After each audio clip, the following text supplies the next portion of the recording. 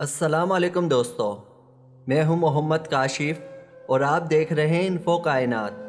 کسی باغ میں ایک کبوتر نے اپنا آشیانہ بنایا ہوا تھا جس میں وہ دن بھر اپنے بچوں کو دانہ چگاتا۔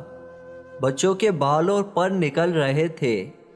ایک دن کبوتر دانہ چونچ میں دبائے باہر سے آیا تو سارے بچوں نے انہیں تشویش سے بتایا کہ اب ہمارے آشیانے کی بربادی کا وقت آ گیا ہے۔ آج باغ کا مالک اپنے بیٹے سے کہہ رہا تھا، پھل توڑنے کا زمانہ آ گیا ہے۔ کل میں اپنے دوستوں کو ساتھ لاؤں گا اور ان سے پھل توڑنے کا کام لوں گا۔ خود میں اپنے بازو کی خرابی کی وجہ سے یہ کام نہ کر سکوں گا۔ کبوتر نے اپنے بچوں کو تسلی دیتے ہوئے کہا، باغ کا مالک کل اپنے دوستوں کے ساتھ نہیں آئے گا، فکر کرنے کی کوئی بات نہیں ہے۔ اور حقیقتاً ایسا ہی ہوا۔ باغ کا مالک دوسرے روز بھی اپنے دوستوں کے ہمراہ پھل توڑنے نہ آیا۔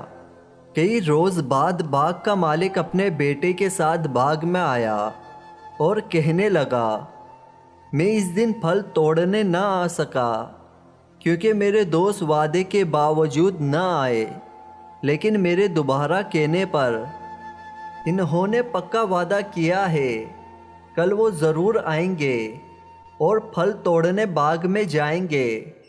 کبوتر نے یہ بات بچوں کی زبانی سن کر کہا، گھبراؤ نہیں، باغ کا مالک اب بھی پھل توڑنے نہیں آئے گا۔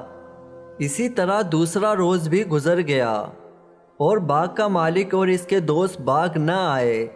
آخر ایک روز باغ کا مالک اپنے بیٹے کے ساتھ پھر باغ میں آیا اور بولا، میرے دوست تو بس نام کے ہمدرد ہے، ہر بار وعدہ کر کے بھی ٹال مٹول کرتے ہیں اور نہیں آتے۔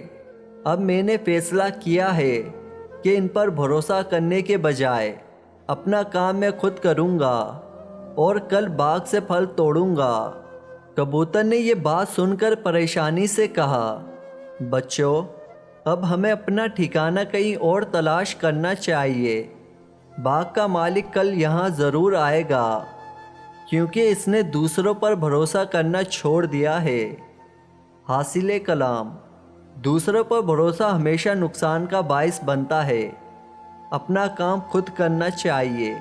امید کرتا ہوں کہ آپ کو یہ میری ویڈیو پسند آئی ہوگی، تو پلیز اس ویڈیو کو لائک کریں، اپنے دوستوں میں شیئر کریں اور میرے چینل کو ضرور سبسکرائب کریں۔